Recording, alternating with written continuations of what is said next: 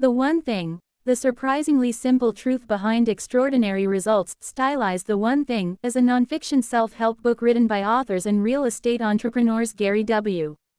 Keller and Jay Papasan. The book discusses the value of simplifying one's workload by focusing on the one most important task in any given project. The book discusses the benefits of prioritizing a single task, and it also provides examples of how to engage in those tasks with a singular focus. The book begins with a section entitled, "The Lies They Mislead and Derail Us," which analyzes the ways in which multitasking has erroneously been praised as a desirable trait. The authors also challenge the concept of work-life balance, calling it idealistic but not realistic.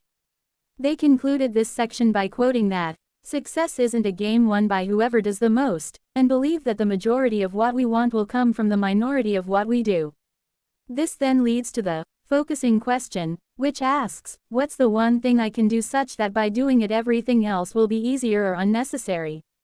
This second section of the book deals with productivity principles like habit building and benchmarking.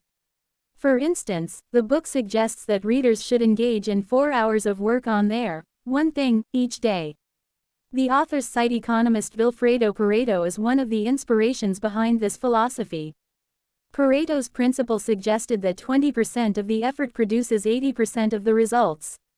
According to the book, this means that engaging in the one most important task will be more likely to produce the desired results without any extraneous effort.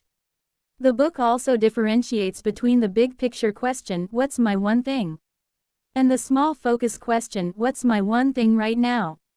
The core idea is that focusing on an excessive amount of tasks will more likely lead to discord and underperformance.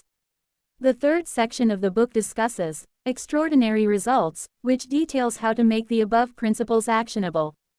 One of the concepts it illustrates is time blocking, which means that one should focus on only their one thing during a given amount of time.